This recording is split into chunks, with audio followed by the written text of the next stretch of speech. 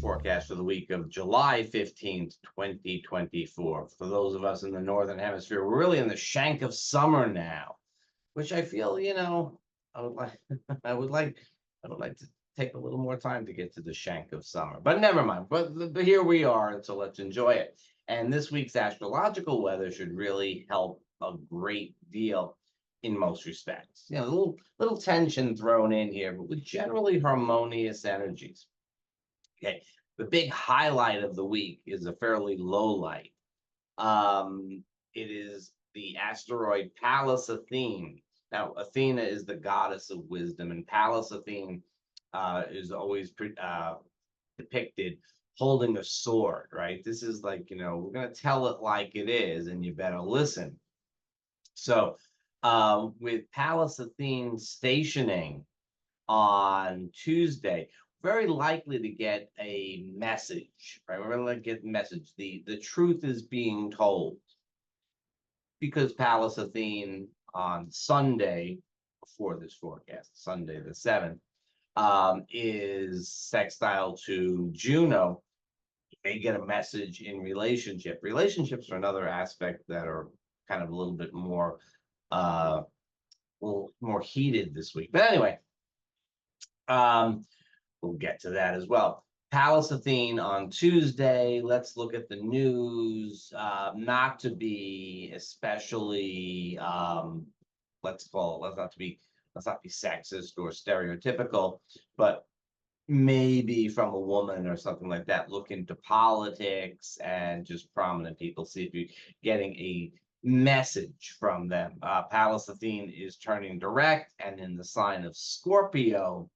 So, it might be quite a bit of power coming from something that's been brewing and then comes forward. We look, Monday, Tuesday, maybe Wednesday, see what happens. That's just for our interest. Okay. Yeah, when it comes to the next thing, we'll talk about that stuff in a minute. The sun is going to be in a nice trine relationship to Saturn on Wednesday. That suggests Tuesday and Wednesday has some good energy for, let's call it, productivity, right? It is easier to do things, easier to get a little bit of help or approval from somebody that's in an authority position or something like that. So the early part of the week, if you're not delivering your inconvenient truth, the early part of the week is probably pretty good for, getting stuff done at work, maybe getting a little favor out of somebody. It's a good time to ask for time off, stuff like that. All right, let's get this over with. We might as well, right? We'll talk about other stuff, socializing and relationships in just a moment. On the 14th, well, on the 15th, but the 14th comes right before the 15th this month. Mars is conjunct Uranus. So the action principle, Mars, is meeting up with impatient, impulsive, and independent-minded Uranus. So let's think maybe Saturday, certainly Sunday, and then we get into Monday next week. We have this kind of blending of energies that suggests patience may be at a premium. We may not find people acting with their usual restraint and patience. It's a time that you would probably want to be fairly active. We're right around the first quarter moon in Libra at this time. So, it would be a good time to get some stuff done. Just general. And if you can't get anything done, then, find some productive way to burn off the energy. Be a little careful when people are driving out there. Mars Uranus energy is not great for obeying speed limit and stop signs and things like that. Well, who are they to tell me to stop? Who are they to tell me to stop? That kind of thing goes on. But, it can also be a very productive energy. It could also be something productive again. It could also be a good energy where you get stuff done, where you act and break out of your routines a little bit, do things a little bit differently. A little bit of novelty comes into the picture with Mars conjunct Uranus, and not just thinking about it, but acting upon it. All right, now let's go back to the whole socializing and relationship situation.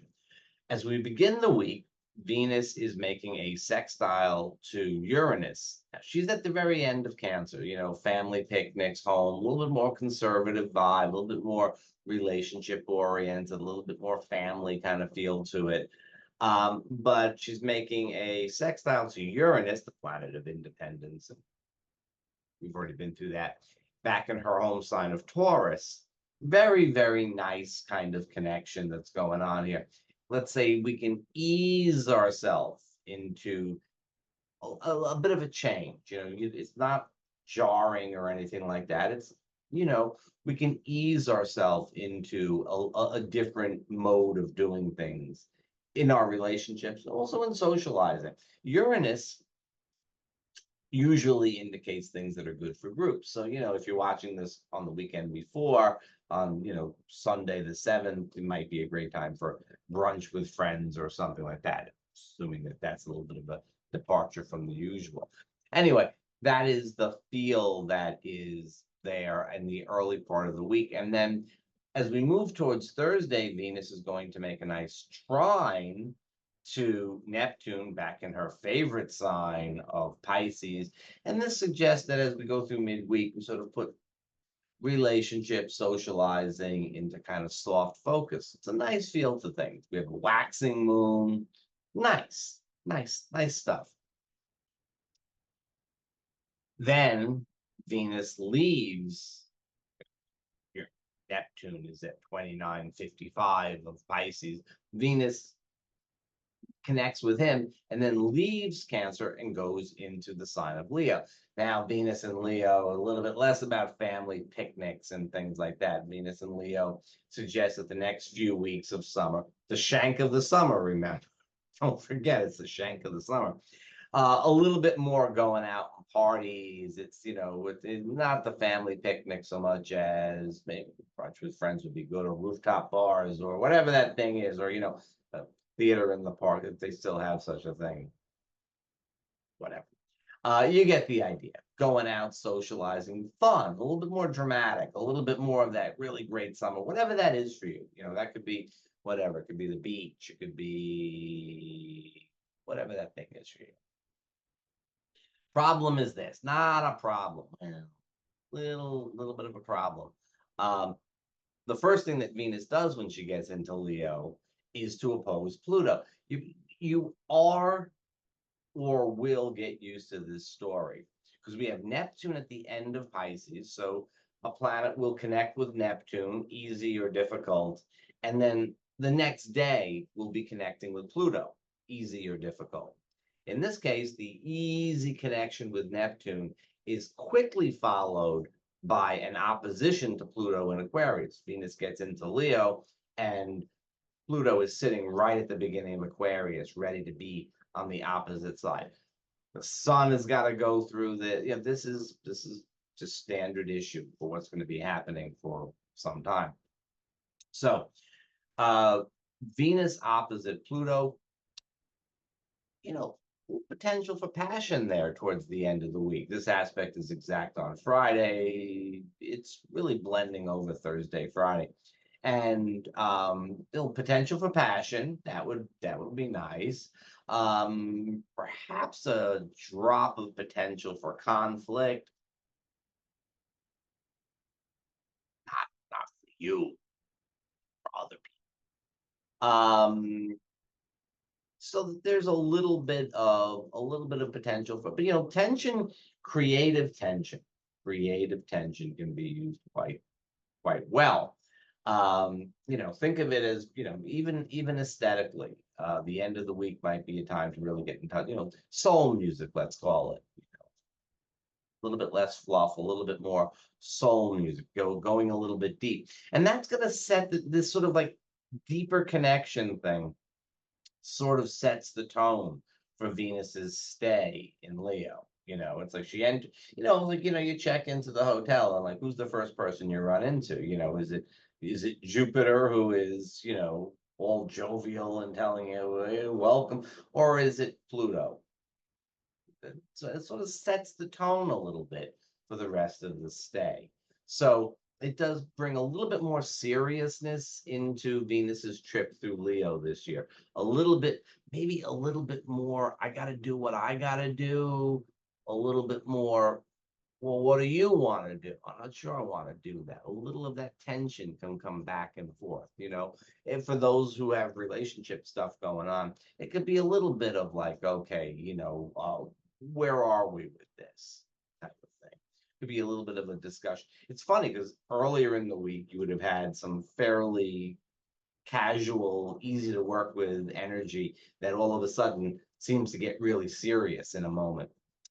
More or less, though, I think, most of us will just feel a little slightly different vibe, maybe a little bit of a vibe for just a little bit. And then we can go on and start to think about Mars meeting with Uranus. All right, there you go. That's the whole week in advance. See you next week.